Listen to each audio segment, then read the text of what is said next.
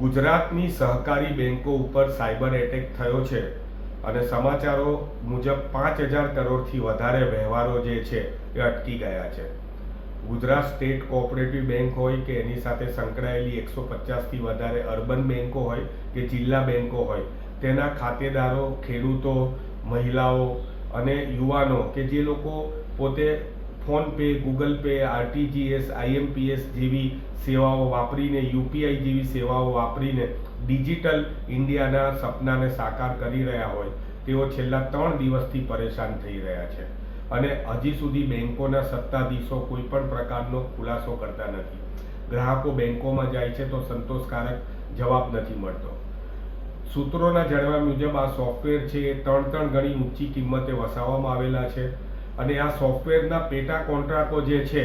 એ બેંકોના સત્તાધીશોના મળતિયાઓ અને બેંકોના સત્તાધીશોના કુટુંબીજનોને આપવામાં આવ્યાની પણ વાત બહાર આવી છે.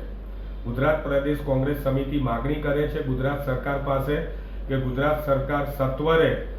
ખાતેદારોના હિતમાં એક જાહેરાત કરે કે આ પ્રકારના કોઈ પણ પ્રકારના ગ્રાહકોના રૂપિયા જે છે એ અસુરક્ષિત નથી, સુરક્ષિત છે. હેકર્સોએ કોઈ પણ પ્રકારના રૂપિયા ઉઠાવી નથી લીધેલા. આવી જાહેરાત ગુજરાત સરકારે કરવી જોઈએ અને ખાતેદારોના વિશ્વાસને વધુ સંપાદિત કરવા માટે થઈને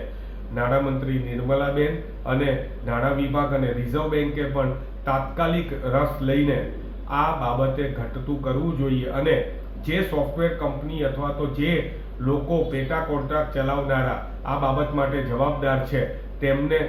જલ્દીથી જલ્દી દંડવા જોઈએ અને ગ્રાહકોના આ પ્રકારેના જે પ્રમાણે ગ્રાહકો મુશ્કેલીમાં મુકાઈ રહ્યા છે, આ મુશ્કેલી જેના કારણે મુકાઈ છે તે લોકોને આની અંદર કાયદાકીય રીતે સખતમાં સખત સજા પણ થવી જરૂરી છે.